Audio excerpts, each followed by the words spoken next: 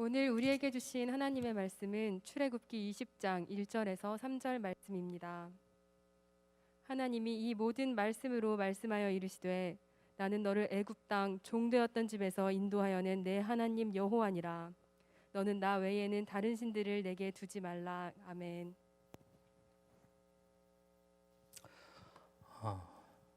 한 주간 잘 지내셨어요? 네. 요즘엔 이제 한 주 하루하루가 어떻게 지내는지 모르겠습니다. 워낙에 이게 겁이 나는 세상이다 보니까 언제나 항상 건강을 신경을 써야 되는 게 요즘 같아요. 오늘은 차근차근 한 걸음씩이라는 제목으로 말씀을 좀 함께 나누도록 하겠습니다. 제가 다시 이제 젊은이 교회로 온다고 했을 때 몇몇 청년들이 저를 보면서 가장 먼저 했던 이야기가 뭐였냐면 아는 사람들만 알 거예요. 파마 그랬어요 저한테. 네, 웃는 사람들만 알아요. 왜냐하면 제가 여기 고등부 전도사 할 때 태어나서 처음으로 파마를 한번 해봤거든요. 근데 그 미용실 원장님이 저희 어머니가 단골로 다니는 집인데 저희 엄마가 저보고 가보라고 그래서 한번 갔는데 무슨 파마를 어떻게 하는지도 모른 채 그냥 원장님이 시키는 대로 앉아서 한 2시간 반을 했어요. 그리고 이제 10만 원을 내고 왔어요. 저는 비싼지 싼지도 모르고. 그리고 나서 그게 아이롱 파마라는 건 처음 알았어요. 제가 이제 머리가 어떻게 됐었냐면 사진으로 그때 올렸는데 너무 웃겨서 그 마이콜 있잖아요. 네, 지금 고개를 숙이는 친구들은 기억이 나는 거예요. 그 마이콜처럼 그 할머니들 빠글빠글 파마 있잖아요. 그 이제 파마를 저한테 해주셨던 기억이 있어요. 그래서 저를 보자마자 목사님 파마 이제 이렇게 하는 거예요. 없는 분 얘기하기가 좀 그런데 여러분 혹시 김시원 목사님을 학교 다닐 때 감신에서 기억하는 분들이 김시원 목사님 하면은 어떻게 기억하는지 아세요? 김시원 목사님 하면 잘 몰라요. 그러면서 이렇게 기억을 더듬다가 춤? 이래요. 김시원 목사님을 어떻게 기억하냐? 춤 추는 목사님.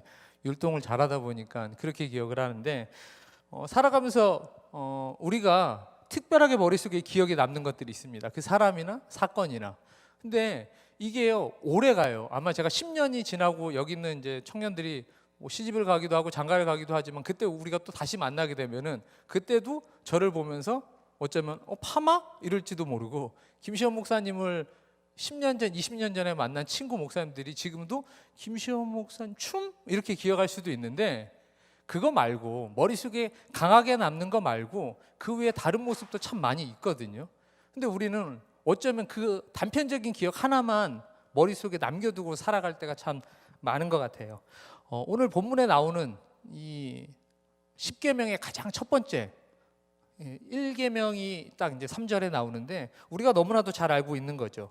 너무 유명하다 보니까 우리에게 머릿속에 남는 게 뭐냐면 약점은 머릿속에 다 있지만 그 외에 다른 부분은 볼 수가 없어요. 그러다 보니까는 이게 어떤 상황 가운데 하나님이 어떤 의도로 우리에게 말씀을 주셨는지는 잊어버리고 10계명의 첫 번째 계명 이렇게만 머릿속에 남을 때가 많죠. 여러분 출애굽기 오늘 20장을 읽었는데요. 20장 1절부터 2절 여기까지 이야기하기 위해서 하나님이 출애굽기 1장부터 19장까지 이 단 2절을 설명하기 위해서 지금 19장을 쭉 이어오신 거예요. 한마디로 이 20장 1절에서 2절은요 어떻게 보면 출애굽기 1장에서 19장까지를 함축해서 한 번에 표현하면 20장 1절에서 2절의 말씀이라고 보시면 됩니다. 무슨 얘기냐면요 하나님께서 너는 나 외에 다른 신을 섬기지 마 이 얘기를 하시기 위해서 본인이 내가 하나님이고 하나님이 어떤 분인 것을 설명하기 위해서 출애굽기 1장부터 19장까지 이스라엘 백성들을 애굽에서 출애굽시키는 그 수많은 역사를 지금까지 이어오시고 그리고 나서 이야기하시는 거예요. 왜 그러셨냐면 누군가가 이야기할 때 그 상대방이 이야기하는 한마디로 말하고 있는 내용도 중요하지만 말하는 그 사람이 누구인지가 정말 중요하거든요. 오늘 10계명에 나와 있는 것이요 만약에 하나님이 이야기한 게 아니라 다른 종교, 다른 사상, 다른 사람이 이야기해도 그렇게 어색하지가 않아요. 왜냐하면 다른 종교에서도 나 외에 다른 신을 섬기지 마라 라고 얘기하면 별로 이상하지 않아요. 부모를 공경해라 아니면 도둑질하지 말라, 남의 것을 탐내지 말라 이렇게 이야기해도 그냥 다른 종교들도 도둑질 하라고는 안 가르치니까 그냥 두루두루 다 믿어 이렇게 이야기하지 않으니까 이게 불분명해지, 모호해지는 거예요. 그러니까 하나님께서 십계명을 주실 때 십계명이 중요한 게 아니라 더 중요한 것은 누가 그 이야기를 하느냐가 훨씬 더 중요한 것이죠. 근데 우리 머릿속에는 그냥 어렸을 때 외웠던 거, 십계명. 첫째, 너는 나 외에 다른 신을 섬기지 말라. 이것만 외웠지 이야기하고 있는 하나님이 어떤 분인지는 자꾸 잊어버릴 때가 많다는 겁니다. 구약은요, 여러분 성경을 구약과 신약 두 개 있는데 구약은 보통 하지 말라고 그래요. 신약은 하라고 그래요. 구약에서는 뭐 예를 들면은 다른 신을 섬기지 말라, 우상을 만들지 말라, 형상을 만들지 말라. 즉 하나님을 믿으라는 건데 신약에서 예수님은 뭐라고 표현하시냐면 너는 몸과 마음을 다해서 너의 하나님을 사랑해라 이렇게 이야기하세요. 그러니까 구약은 이거 하면 안 돼, 이거 하면 안 돼 그랬다면 신약은 이렇게 해야 돼, 이렇게 해야 돼, 이렇게 믿어야 돼 이렇게 표현하거든요. 표현하는 방법은 다른데 같은 뜻이에요? 다른 뜻이에요? 네, 같은 뜻이에요. 그러니까는 어떻게 이야기하냐는 달라지지만 결국은 하나라는 거죠. 의미는 같아도 표현이 달라질 수 있어요. 반대로 다른 말이어도 같은 말을 하는 것 같지만 그 의미가 달라질 수도 있어요. 왜 달라지냐? 누가 얘기하냐에 따라서 달라질 수 있다는 것이죠. 하나님께서 너는 나 외에 다른 신을 섬기지 마 이 얘기를 하시기 전에 하나님이 어떤 분인지를 먼저 설명을 하기 위해서 이 출애굽의 역사를 쭉 이어왔어요. 그래서 이거를 하나님이 누구인지 하나님이 어떤 분인지를 이해하지 못하면 그 뒤에 나오는 십계명, 이 계명에 관한 거는 아무리 우리가 많이 들었고 알아도 별 의미가 없어요. 더 중요한 거는 그 말씀하시는 분이 누구이고 그 말씀하시는 분이 어떤 의미로 어떤 뜻을 가지고 우리에게 이야기를 하고 계시는가 이거를 알아야 진짜 원래 하나님께서 말씀하신 그 다음 내용, 십계명, 뭐 이거 하지 마, 저거 하지 마 이거를 바르게 잘 이해할 수가 있는 것이죠. 하나님이 어떤 분이신가를 드러낼 때 차별성, 독특성, 유일성 뭐 이런 걸 이야기하시거든요. 하나님이 그것을 위해서 출애굽을 시키셨어요. 근데 출애굽을 시킬 때 이스라엘 백성들이 노예 생활을 하고 있었단 말이에요. 그들을 탈출시킨 이유가 불쌍해서. 그냥 얘네들이 너무 불쌍하고 안타깝고 노예 생활하지 말고 자유롭게 좀 평화롭게 살으라고 애굽에서 탈출시킨 게 아니에요. 하나님께서 출애굽을 시킨 이유는 하나님을 모르고 살던 이스라엘 백성들을 하나님이 이 놀라운 역사를 통해서 하나님이 누구인지를 알게 하게끔. 그래서 하나님이 왜 십계명을 출애굽 사건이 다 끝나고 난 다음에 광야로 나온 다음에 그 말씀을 주셨냐면 하나님이 누구인지를 알아야 그 다음에 하나님만 섬길 것이고 하나님만 바라볼 것이고 하나님을 의지할 것이기 때문에 그래서 하나님께서 이 출애굽의 역사를 이끌어 나가신 거죠. 그래서 출애굽에 10가지 재앙이 막 나와요. 그리고 막 강이 갈라지고 별의별 일이 다 생기는데 그거를 기적이나 이적이라고 표현하지 않아요. 성경에서 뭐라고 하냐? 계시라고 표현해요. 왜 계시라고 했냐면요, 그 기적 같은 일이 일어나는데 그 사건이 중요한 게 아니라 하나님이 계시하는 거예요. 그러니까 사건을 보지 말고 이 사건을 너희에게 주고 드러내고 나타내고 너희를 이끌어가는 하나님을 바라보게 하려고 내가 지금 이 기적을 일으키는 거야. 그러니까 기적에 관심 갖지 말고 나를 바라봐. 하나님께서 그 일을 위해서 출애굽을 시켜가고 있는 것이죠. 그래서 이 말씀을 우리가 들을 때, 특히 십계명 아니면 율법을 들을 때 하나님을 알고 이 말씀을 읽는 사람하고 하나님이 누구인지 잘 모른 채 그냥 듣고 읽는 사람하고의 이해는요 천지 차이예요. 왜냐하면 하나님이 누구인지를 모른 채 들어봐야 한편의 역사밖에 되지 않기 때문입니다. 그래서 하나님께서 십계명을 우리에게 주실 때는요, 무엇을 해야 되는지 무엇을 하지 말아야 되는지 우리에게 잔소리하는 분, 그것이 십계명이 아니고 계명이 아니고 하나님께서 그것을 통해서 드러내고자 하는 정체성, 하나님이 무엇을 얘기하려고 하셨나 이걸 알아야 그 다음 거를 넘어갈 수 있어요. 즉 하나님께서 왜 계명을 주셨냐? 하나님께서는요 이스라엘 백성을 출애굽시키면서 그리고 그들에게 계명을 주신 이유, 지금 우리로 바꿔서 이야기해 보면은 하나님이 우리에게 무엇을 원하고 무엇을 바라는 것들을 말씀을 통해 또 설교를 통해 우리가 듣는 것은 하나님과 우리의 관계가 부모와 자녀, 하나님께서 책임져 주시겠다는 이 관계 안에서 주시는 말씀이에요. 부모님이 잔소리하죠. 보통은 부모님들이 잔소리해요. 요즘은 뭐 직장 산사 선배들은 잘 안 하죠. 저희 때는 뭐 그냥 나이가 많으면 무조건 막 이래라 저래라 그랬는데 요즘은 세상이 좀 좋아져 갖고 덜 하죠? 아니, 똑같아요? 덜 하는 것 같아요. 근데 진짜 잔소리는 인생을 살아가면서 나에게 끝까지 잔소리해 줄 수 있는 사람은 부모님밖에 없어요. 남은요 몇 번 하다가 그만두는데 부모님은 듣든 안 듣든 끝까지 잔소리를 한단 말이에요. 시집가고 장가가도 아직까지도 우리 어머니 아버지는 저한테 잔소리를 해요. 무슨 잔소리를 하냐, 뭐 밥 먹을 때 뭐 쩝쩝대지 마라, 심지어는 양치를 좀 자주 해라, 뭐 머리를 이렇게 깎아라, 뭐 내가 지금 이제 43인데 아직도 양치질을 하루에 몇 번 했냐, 뭐 이런 얘기를 하시니까. 근데 생각해 보면 우리 할머니가 지금 돌아가셨지만 우리 아버지가 60이 넘으셨는데도 아침에 출근할 때 밥 먹고 가냐, 차 조심해라 이런 얘기를 하셨단 말이에요. 그럼 우리 아버지가 들으셨냐? 안 듣죠. 60이 넘으셨는데 뭘 들어요. 근데 부모는 뭐냐면 그냥 부모니까 잔소리를 하는 거예요. 하나님이 우리에게 어떤 율법을 주실 때 1번 첫 번째 조건은 하나님이 우리 아버지 되시니까 일단 이야기를 하시는 거예요. 듣고 안 듣고는 그 다음 문제고, 하나님이 우리에게 율법을 주신 이유는 우리를 볶아대고 달달 힘들게 해갖고 어렵게 해갖고 그냥 틀리면 다 쳐버리겠다 이게 아니라 하나님이 어떤 마음으로 주셨냐, 하나님이 누구신데 우리에게 지금 율법을 주시고 왜 나만 믿으라고 나만 바라보라고 하셨냐, 하나님이 아버지 되시기 때문에 그래요. 그래서 우리에게 그 사랑의 마음으로 하시는 거죠. 부모의 조건이 뭐예요? 잔소리만 하면 소용없어요.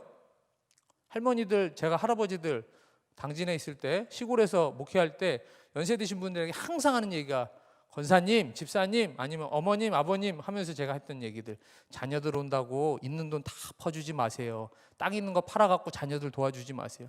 끝까지 지고 있어야 돼요. 왜냐면 돈이 있어야 그래도 자식들이 눈치도 보고 와갖고 명절에도 쳐다보고 그러거든요. 근데 부모가 그거를 잘 못 지켜요. 왜냐하면 부모는 책임져 주고 싶거든요. 하나님이 우리에게 율법을 주실 때는 우리를 혼내기 위해서, 힘들게 하기 위해서가 아니고 하나님은 우리의 삶을 책임져 주고 싶으신 거예요. 아버지의 마음으로 율법을 말씀하셨지만 그 율법을 지키느냐 안 지키냐고 상관없이 우리가 하나님을 아버지라고 부르는 순간 우리는 구원받는 백성이 되잖아요. 하나님께서 우리에게 원하시는 건 뭐냐면 우리가 하나님한테 와서 사정하기를 원하시는 거예요. 하나님이 우리의 삶을 책임져 주기를 원하시는 거예요. 부모니까 하나님이 내가 아버지로서 나를 좀 의지했으면 좋겠어. 딴 데 가갖고 엉뚱한 데 가서 손 벌리지 말고 내가 내 주머니에 있는 거 꺼내줄 테니까, 내 사랑을 부어줄 테니까 나한테 와갖고 이야기했으면 좋겠어. 이 마음으로 하나님께서 말씀하시는 거죠. 이 관계를 모르면요, 아무리 좋은 얘기를 해도요 그게 귓등으로 들려요. 그렇죠? 사람이요 말하는 내용이 중요하긴 하지만요 내용보다 더 중요한 건 관계예요. 학교 다닐 때 기억하실 거예요. 내가 좋아하는 선생님 생기면 갑자기 성적이 막 올라요. 왜냐하면 그 공부만 하거든요. 그 선생님한테 잘 보이고 싶잖아요. 그러니까는 똑같은 걸 해도 관계가 좋으면 이게 내가 달라져요. 지금 제가 온 지 젊은이 교회 와서 이제 2번째 설교를 하거든요. 물론 저하고 알고 있는 청년들도 있지만 생판 모르는 청년들도 있어요. 제가 뭐라고 얘기하면 목사니까 알았다고는 하겠지만 들은 척도 안 할 거예요. 왜냐하면 관계가 없으니까요. 근데 저하고 이제 1년, 2년 지나다 보면 관계가 깊어지면 저도 이제 그 관계가 있기 때문에 부탁을 할 수도 있어요. 이야기할 수도 있어요. 그러면 좀 더 무겁게 듣겠죠. 한마디로 나하고 관계 있는 사람이 나한테 얘기해 주면 그 내용이, 그 말의 내용이 훨씬 더 내가 무겁게 부담스럽게 들려요.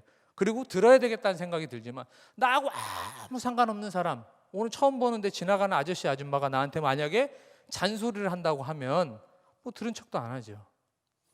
하나님이 우리에게 이야기하실 때도 마찬가지예요. 왜 관계에 대해서 제가 계속 지금 설명을 드리냐면 하나님이 나하고 관계가 없다고 생각하면요 말씀이 아무리 주옥 같고 막 뭐 어떤 얘기를 해도요 나는 상관없는 삶을 살아가요. 근데 하나님하고 나와의 관계가 형성이 되기 시작하잖아요. 아, 하나님이 내 아버지시구나, 하나님이 나를 사랑하시는구나. 그러면 그때부터는 하나님께서 나에게 주시는 말씀이 다르게 다가오기 마련이죠. 그래서 여러분, 우리에게 있어서 하나님하고 나와의 관계가 무엇인지가 가장 중요한 첫 번째 단추가 되어야만 합니다.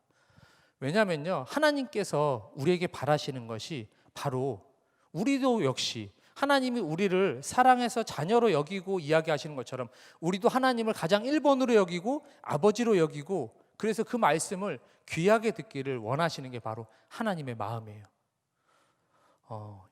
자매들 치고 이쁘단 소리 싫어하는 사람 없어요? 심지어 80 넘으신 할머니한테도 아유 권사님 천연 줄 알았어요. 저는 제가 여기서 이제 삑 이거 하잖아요. 어른들 할 때 우리 권사님들 보고 나는 총각인 줄 알고 처녀인 줄 알고 젊은이 교회 청년인 줄 알았어요. 그러면 좋아할까요? 싫어할까요? 엄청 웃으시면서 아유 못하는 소리가 없어 그러면서 엄청 좋아하세요. 할아버지들도 청년인 줄 알았어요. 그러면 얼마나 좋아하시면서 아유 내가 그래도 좀 젊었을 때는 얼굴이 잘생겨서 인기가 있었는데 뭐 막 이런 얘기를 하신단 말이에요. 다 좋아하세요. 저희 집사람 뭐 우리 권사님들이 맨날 저한테 듣기 좋으라고 그런 얘기 사모님이 이뻐요 고와요. 그래서 제가 얘기하면은 막 우리 집사람이 좋아해요. 근데 저한테 물어봐요. 자기가 봐도 나 예뻐? 그럼 제가 저희 집사람 별명이 있어요. 오징어라고. 제가 하도 불렀더니 우리 애들도 오징어! 이렇게 얘기하는데 그러면은 서운해해요. 왜냐하면 세상 사람들이 다 예쁘다고 해도 내가 사랑하는 사람, 내 남편한테 아니면 내 아내한테 이뻐 아니면 멋있어 이 얘기를 듣고 싶지. 나하고 상관없는 사람이 아무리 예쁘다고 그러고 사랑스럽다고 하고 얘기하면은 뭐예요? 하나님께서 우리에게 원하시는 건 뭐냐면 우리가 하나님을 인정하건 인정하지 않건 상관없이 하나님은 그냥 하나님이에요. 그렇잖아요. 근데 하나님은 사랑하는 자녀된 우리에게 인정받고 싶으신 거예요. 남들 말고 하나님이 사랑하지 않고 하나님을 인정하지 않는 사람 말고 하나님께서 우리에게 우리의 입술을 통해서 하나님이 정말 우리의 주인이세요. 우리의 삶을 이끌어 주시는 분이에요. 한 분밖에 없는 하나님이세요.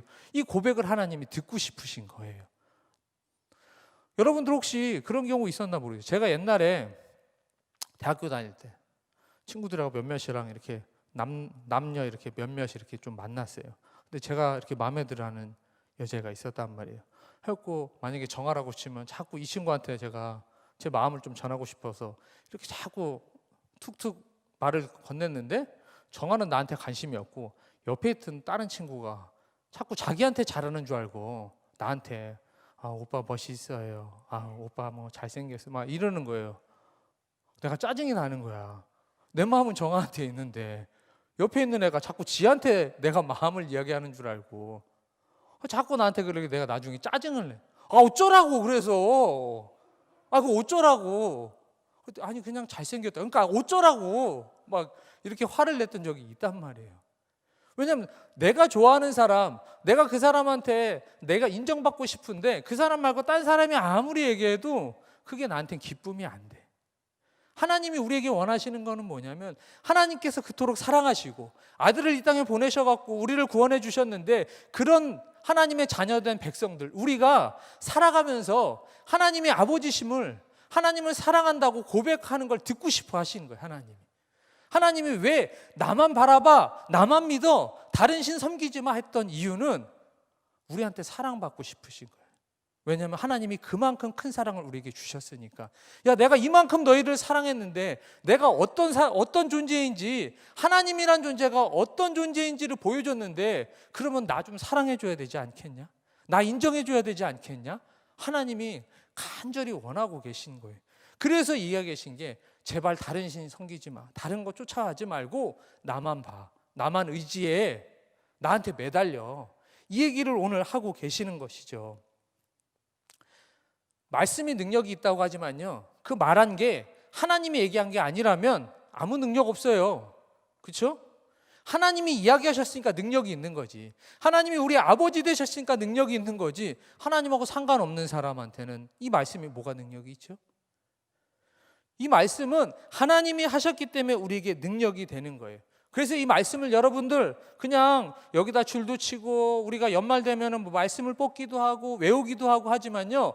하나님하고 나와 관계가 없으면 백날 외워도 말씀 카드를 100개를 꽂고 다니고 뭐 그냥 이마박에 붙이고 다니고 별짓을 다 해도 그 말씀이 나에게 능력이 되는 게 아니에요. 그 말씀 이전에 말씀을 주신 하나님과 나의 관계가 먼저 정립이 되어야 되는 것이죠.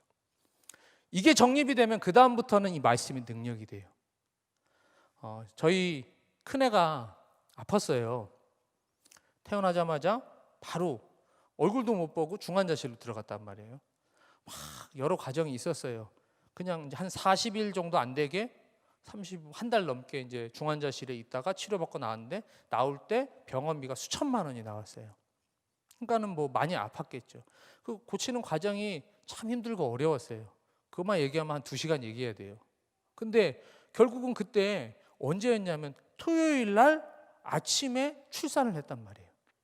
그리고 나서 점심때 중환자실 앞에 앉아갖고 선생님을 만나갖고 이제 처치를 어떻게 하겠습니다. 뭐 치료를 어떻게 하겠습니다. 뭐 이게 몇백만 원이 듭니다. 뭐 이런 얘기를 막 한참 듣고 나서 우리 집사람은 뭔지도 모른 채 제 아내는 그냥 병실에 누워 있었단 말이에요. 아기도 못 보고. 그리고 제가 거기 가갖고 이제 우리 집사람 달래야죠. 왜 아기를 못 보냐. 뭐 이런저런 얘기하고 그리고 난 다음에 제가 해야 될 일이 뭐냐. 토요일이 되니까 주일날 예배 드려야 안 드려요. 드려야 되는데 제가 이제 가서 예배 준비를 해야 되는 거예요. 시골 가서. 당진 가서.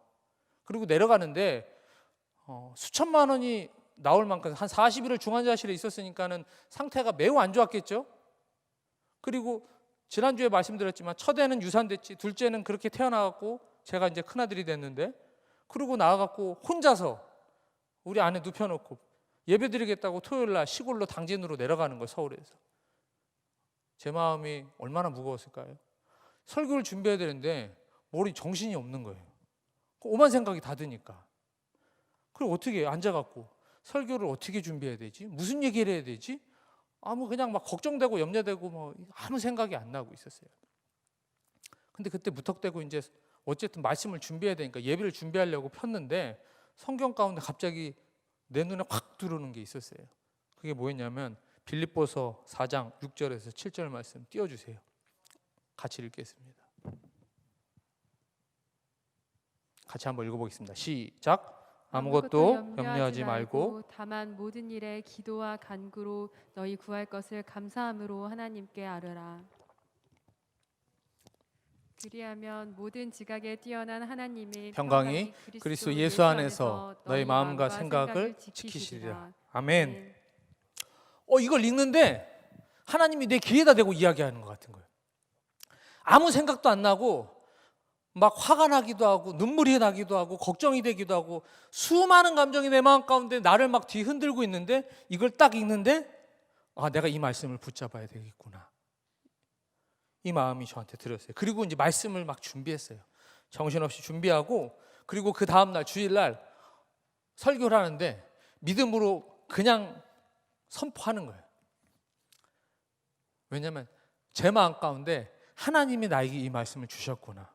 이 생각이 드니까 두 번째 든 생각은 뭐냐면 분명히 하나님께서 기도하고 간구하면 하나님께서 우리의 마음과 생각, 여기서 마음과 생각은 우리의 삶 전체를 얘기하는 거예요.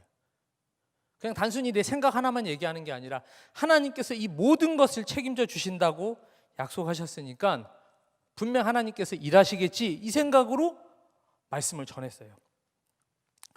그리고 났는데 저희 주영이가 큰애 이름이 주영인데 생각보다 금방 회복되지는 않았어요. 한 40일 정도 있었어요. 중간에 막 안 좋아졌다 좋아졌다 안 좋아졌다 좋아졌다 이랬죠. 불안하기도 하고 염려되기도 했지만 그때마다 말씀을 읽으면서 읽을 때마다 하나님께서 제 마음에 확신을 주셨어요. 하나님이 어떤 분이신지, 하나님이 왜 이 말씀을 나에게 주셨는지. 그리고 나서 결국 잘 회복됐어요. 지금은 이제 너무나도 건강해요. 물론 돌이켜보면 힘들었죠. 힘들었던 시간이었습니다. 근데 저희 부부가 가끔 그때 얘기를 하면요 너무 감사해요. 왜냐하면 그때야말로 하나님께서 말씀을 통해 하나님을 뜨겁게 경험할 수 있는 기회를 우리에게 주셨거든요. 그래서 그때 이 말씀을 붙잡고 기도하면서 우리는 신앙이 더 성숙해졌어요. 하나님을 더 의지하는 사람으로 변화될 수 있었습니다. 그래서 지금은요 이제 자랑하고 다녀요. 애 아팠던 게 하나님이 나와 함께 하시고 말씀을 통해서 나에게 힘을 주셨던 분이 하나님임을, 하나님이 우리의 간구와 기도와 신음소리를 들으시는 분이심을 증거하고 간증하고 자랑하며 살아가고 있어요. 여러분, 하나님 살아계세요. 하나님은 지금도 우리를 사랑하세요. 지금도 우리의 기도를, 우리의 간구를, 우리의 삶을 바라보시고 듣고 계세요. 그분이 말씀하시는 말씀 자체가 힘이 아니라 그분이 살아계시기 때문에, 그분이 나를 사랑하시기 때문에, 그분이 일하시기 때문에 이 말씀이 우리에게 능력이 되는 겁니다. 그래서 그 말씀을 붙잡을 때는 단순히 말씀, 문자를 붙잡는 게 아니라 그 하나님을 붙잡는 거예요. 그 말씀을 붙잡을 때, 그래서 하나님 손을 붙잡을 때 지금도 여전히 하나님께서는 우리에게 놀라운 은혜를 허락해 주시는 것이죠. 말씀이 왜 중요하냐? 힘들고 어려울 때, 염려될 때, 걱정될 때, 근심될 때 여기 우리가 꽂히면 잠을 못 자요. 꼬리에 꼬리를 물고 이러면 어떡하지? 저러면 어떡하지? 안 좋으면 어떡하지? 근데 그때 우리가 이걸 어떻게 이겨내죠? 그럼 벌떡 일어나서 심호흡하고 아로마초 켜놓고 잘 된다 하면 마음이 편해져요? 아니면은 하나님 믿으면 하나님 해결해 주세요 한 100번 정도 하면 하나님이 막 해결해 주시나요? 아니죠. 말씀이 우리에게 힘이 되는 건요, 단순하게 우리의 생각을 바꾸고 내 감정을 변화시키는 게 아니에요.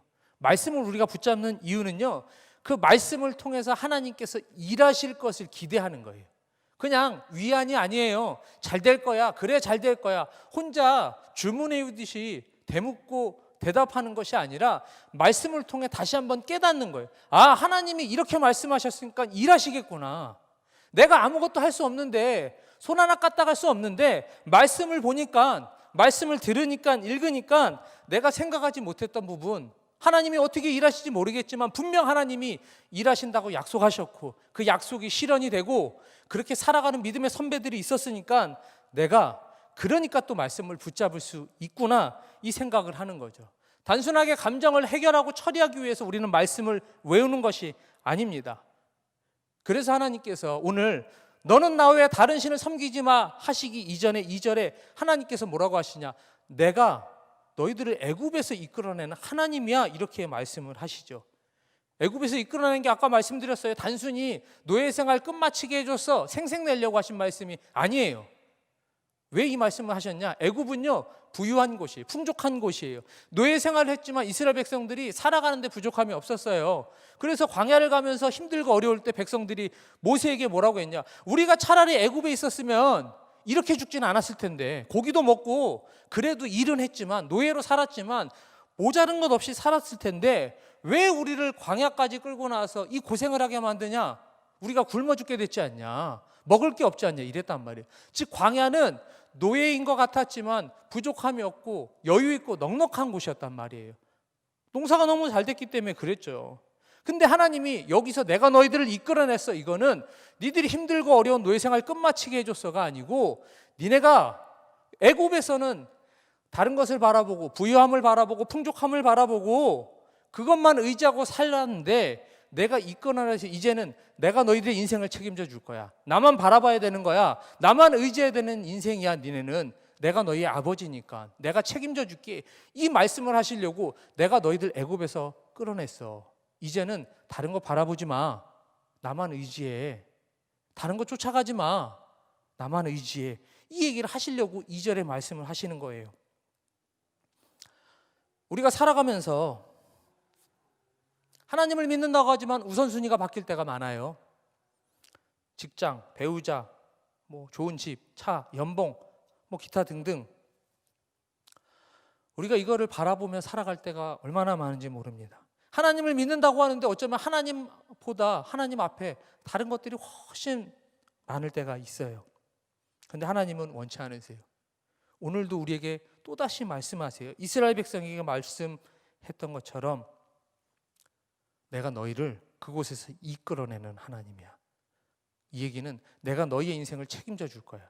너희들이 우선으로 삼던 거 다 그만두고 나를 바라봐야 되고 내가 책임져 줄 거고, 그래서 애굽으로 돌아가지 마.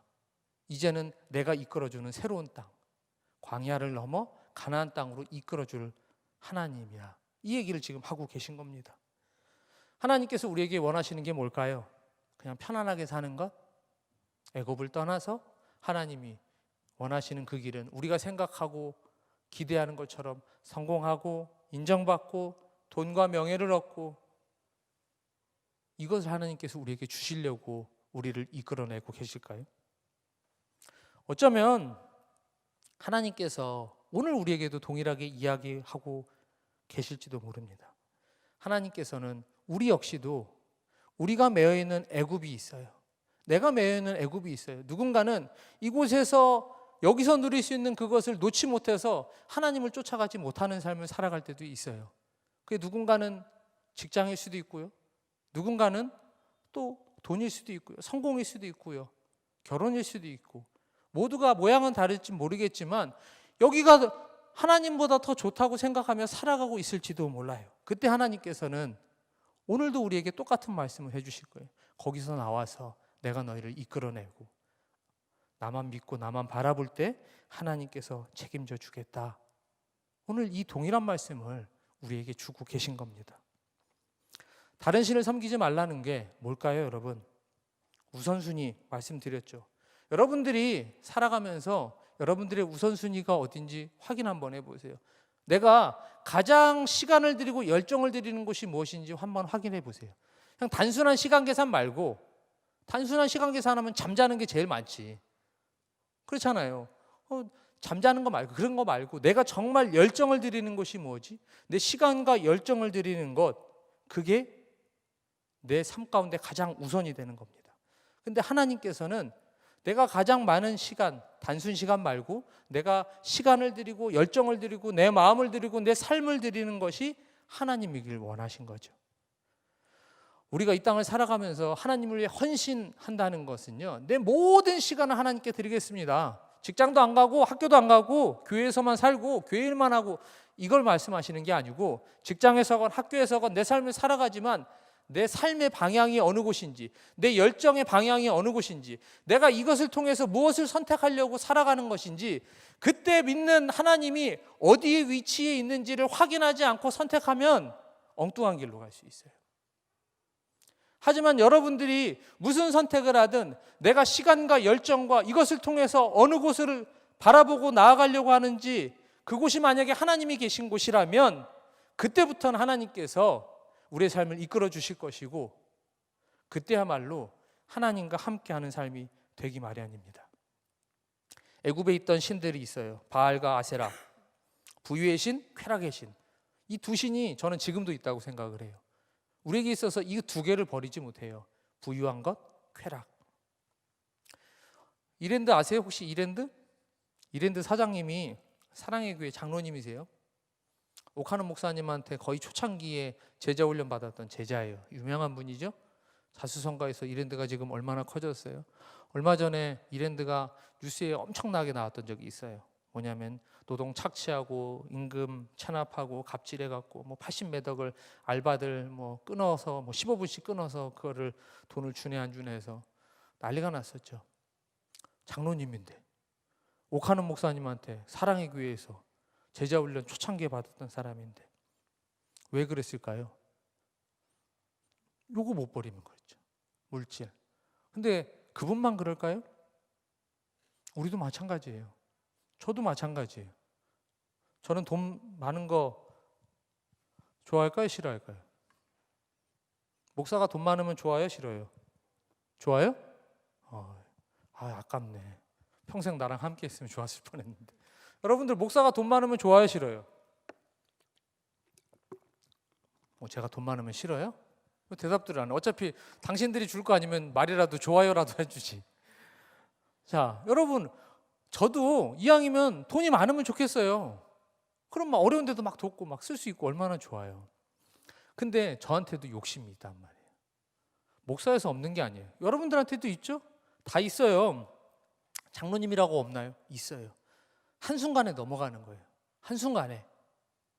이 두 가지 신, 부유의 신 그리고 쾌락의 신, 바알과 아세라, 이게 단순히 수천 년 전에 그들이 믿던 신이 아니고 지금도 우리의 삶 가운데 얼마나 깊숙이 있는지 여러분들 몰라요. 근데 여기에 손을 대기 시작하잖아요. 여기에 내가 넘어가기 시작하면요, 내 모든 열정, 내 시간, 내 계획, 내 삶의 방향이 거기로 변해요. 교회 다녀도 소용없어요. 장로도 마찬가지인데, 목사들도 욕심이 나는데 우리는 마찬가지죠. 디모데전서 6장 10절 말씀 띄워주세요. 같이 읽어보겠습니다. 시작. 돈을 사랑함이 일만하게 뿌리가 되나니 이것을 탐내는 자들은 미혹을 받아 믿음에서 떠나 많은 근심으로써 자기를 찔렀도다. 자, 돈을 사랑하는 게 악의 뿌리인데 미혹을 받는데, 미혹. 대놓고가 아니고 나도 모르게 속아 넘어가는 거예요. 돈이 무서운 이유가 그래요. 왜냐하면 이게 우상이거든요. 하나님이 왜 우리에게 이런 말씀을 주실까요? 돈 벌지 말라는 게 아니에요. 가난하게 살라는 게 아니에요. 거기에 속아 넘어갈까 봐. 돈을 많이 벌어서 좋은 곳에 쓰면 좋죠. 하지만 미혹당할 수 있단 말이에요. 즉 하나님께서 우리에 보고 가난하게 살아라, 부족하게 살아라 말씀하시는 게 아니라 하나님 자리, 1번 자리는 다른 것으로 채우지 말라는 거예요. 쾌락도 마찬가지예요. 요즘 뭐 핸드폰만 열면 얼마나 많아요. 얼마 전에도 엠번방 사건 뭐 난리도 아니었죠. 그거 지금 어떻게 된지 모르겠는데 처음에 그거 나왔을 때 제가 그런 생각했어요. 이거 털면 난리 나겠구나. 왜냐하면 뉴스에서 어떻게 나올지 모르겠지만 거기에서 사회에서 그래도 나름대로 뭐 교사라든지 국회의원 이런 사람들 나오면 난리 나겠네. 그냥 우리가 기독교인이니까 기독교인만 생각하면 거기서 예를 들면 장로님 나오고 목사님 나오면 난리 날 텐데 그거 어떻게 됐나 모르겠네. 지금 제 이름은 안 나올 테니까 다행이고. 그래도 여러분 이게요 지금 세상이요 심심치 않게 핸드폰 켜고 그냥 나가면요 그냥 널렸어요. 그렇죠? 돈 욕심 부리는 거 요즘 주식들 여기도 이제 많이 할 텐데 난리예요. 무슨 뭐 1조인가 10조인가가 뭐 지금 막 주식 시장에 지금. 왜냐하면 다들 거기 넘어가는 거예요. 주식이 잘못됐다는 게 아니라 우리의 삶 가운데 뭐가 우선인지를 놓쳐버리면 걸려 넘어지는 거예요. 수천 년 전의 우상이 지금도 동일하게 있어요. 아니 그 이름이 무엇이냐는 중요하지 않아요. 하나님보다 먼저이면 모든 것이 다 우상이 돼요. 하나님에게 우리에게 원하시는 것은 하나님은 1번 되셔서 하나님을 인정하고 하나님께 의지하고 하나님만 바라보겠다고 하는 하나님의 백성들이 많아지길 원하시는 거예요. 그때 그런 사람들이 하나님께 예배할 때 진정한 예배자가 될 수 있어요. 여러분 온전한 예배자, 삶이 예배가 되고 예배가 삶이 되는 것 얼마나 멋있어요. 근데 그게 쉽나요? 일주일에 한 번, 주일날 한 번 예배 드리는 것도 쉽지 않죠? 근데 내가 세상 나가서 아무도 내가 교회 다니지도 모르는데 거기서도 내 믿음을 지키는 게 쉬울까요? 어려워요. 하나님께서 우리에게 원하시는 진짜 예배자, 하나님만 바라봐, 하나님을 우선으로 삼어, 하나님만 의지해라고 말씀드리는 건 주일날 한두 번, 평일날 몇 번 예배 드리는 거 말고 어디에서나 진짜 예배자가 되는 것, 이걸 원하시는 거예요. 근데 이게 그냥 얻어지는 게 아니에요. 진정한 예배자가 되기 위해서 우리가 해야 되는 건 나를 치고 말씀에 복종하고 나와 싸워 이겨내고 순간순간마다 나도 모르게 파고드는 이 성공과 쾌락의 악한 영들, 여기에 사로잡히지 않기 위해서 우리는 매일매일 내 것을 포기하고 내 삶을 포기하고 내 시간을 포기하면서 나를 번제물 삼아 하나님께 태워 올려 드려야 돼요. 근데 이게 얼마나 어렵습니까? 너무 어렵죠. 그렇다고 어렵다고 힘들다고 포기해야 되나? 그럴 수는 없잖아요. 찬양을 한 곡 들을게요. 가사가 너무 좋아요. 우리가 모르는 찬양일 텐데 찬양을 한 곡 듣고 말씀을 정리하겠습니다.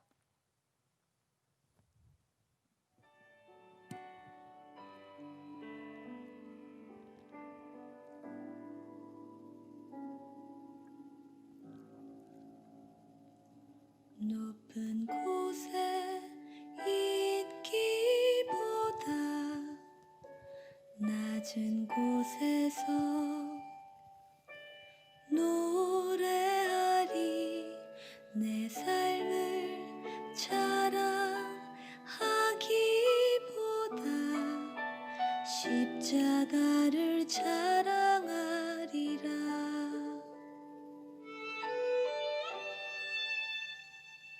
높은 곳에 있기보다 낮은 곳에서 노래하리. 내 삶을 자랑하기보다 십자가를 자랑하리라. 병자와 가난한 자들, 죄인과 무력한 자들, 예수의 눈이 머문 곳 그 길을 따라 걷는 자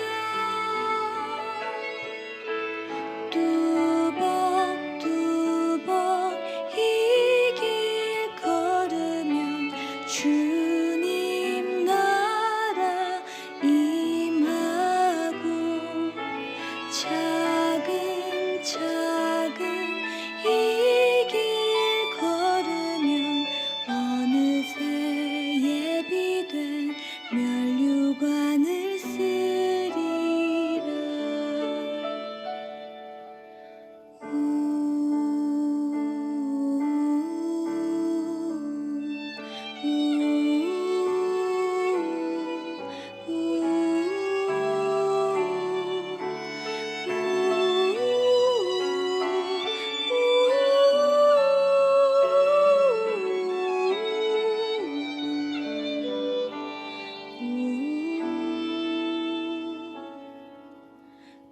병자와 가난한 자들 죄인과 무력한 자들 예수의 눈이 머문 곳 그 길을 따라 걷는 자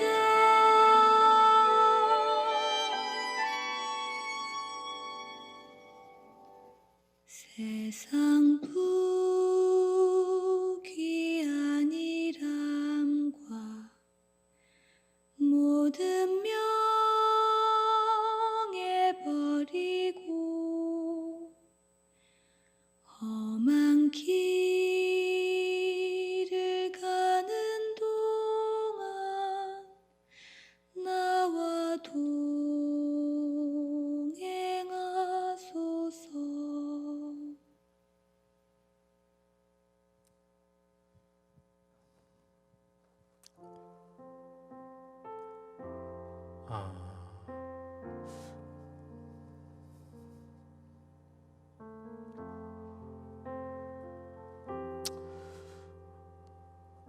우리가 살아가면서 여러분 참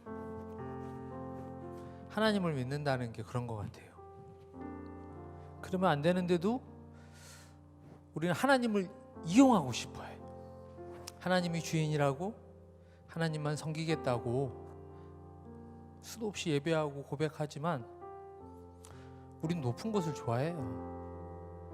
우리가 원하는 건 성공이고 편안했으면 좋겠고 이왕이면 안정됐으면 좋겠고 이왕이면 남들에게 칭찬받고 인정받았으면 좋겠다.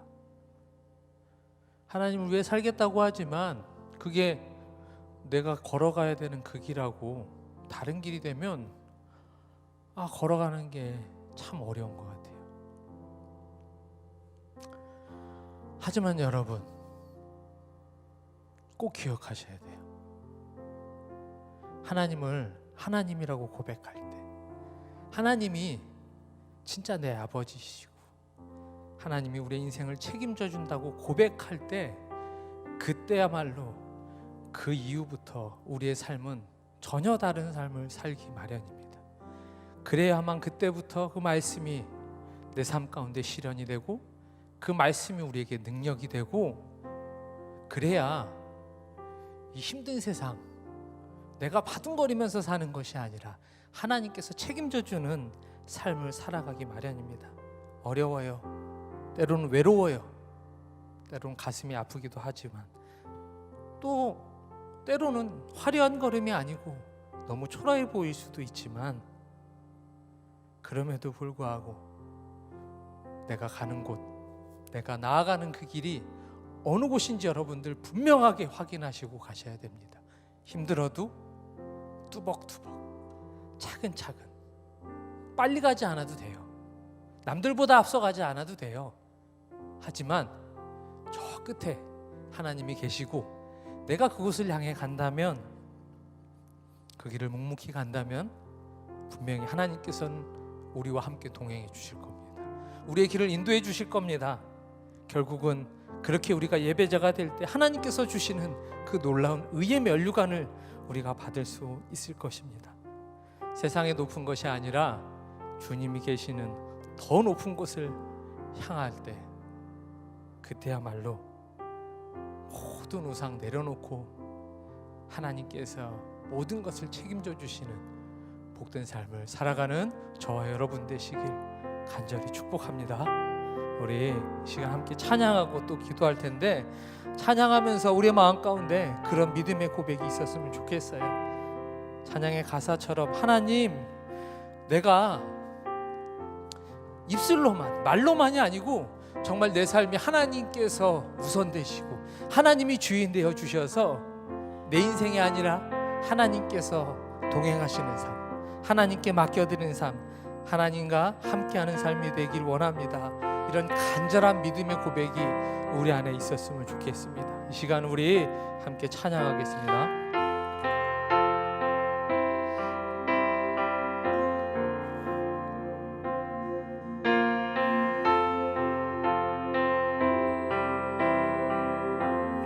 함께 고백합니다. 주님 내 길을 잘 아시고 내 걸음하시네. 어둠에서 빛을 내시는 그분을 믿네. 무엇으로 주를 섬길지 어디로 가야 할지 헤매이는 나를 아시고 길을 여시네. 우리 다시 한번 고백합니다. 주님 내 길을, 주님 내 길을 잘 아시고 내 걸음하시네. 어둠에서 빛을 내시는 그분을 믿네. 무엇으로 주를 섬길지 어디로 가야 할지 헤매이는 나를 아시고 길을 여시네. 우리 믿음으로 고백합시다. 내 삶은 주의 것, 내 삶은 주의 것, 내 삶은 주의 것. 온전한 신뢰를 주께 드리네. 보이지 않아도 믿음으로 얻네. 주 영광 바라보며 주만 따라. 우리 처음부터 다시 한번 고백합시다. 주님 내 길을, 주님 내 길을 잘 아시고 내 걸음하시네. 어둠에서 빛을 내시는 그분을 믿네. 무엇으로 주를 섬길지 어디로 가야 할지 헤매이는 나를 여시고 길을 여시네. 함께 고백합니다. 내 삶은 주의 것, 내 삶은 주의 것, 내 삶은 주의 것. 온전한 신뢰를 주께 드리네. 보이지 않아도 믿음으로 걷네. 주 영광 바라보며 주. 다시 한번 고백합니다. 내 삶은 주의 것, 내 삶은 주의 것, 내 삶은 주의 것. 온전한 신뢰를 주께 드리네. 보이지 않아도 믿음으로 걷네. 주 영광 바라보며. 우리 마지막으로 다시 한 번만 고백합니다. 내 삶은 주의 것, 내 삶은 주의 것, 내 삶은 주의 것. 온전한 신뢰를 주께 드리네. 아멘. 보이지 않아도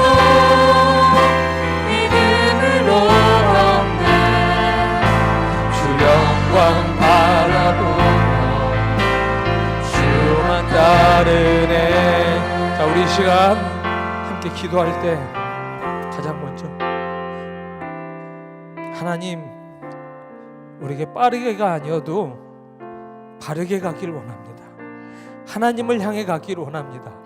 방향을 잃어 세상을 떠도는 것이 아니라 늦더라도 주님 바라보며 주님과 함께 동행하는 삶을 살아가길 원하오니 우리의 삶을 책임져 주시옵소서. 우리와 동행하여 주시옵소서. 하나님 바라보며 나아가는 믿음의 백성들 되게 하여 주시옵소서. 우리 시간 간절한 마음으로 주님 앞에 주여 한번 부르짖고 함께 기도하도록 하겠습니다. 주여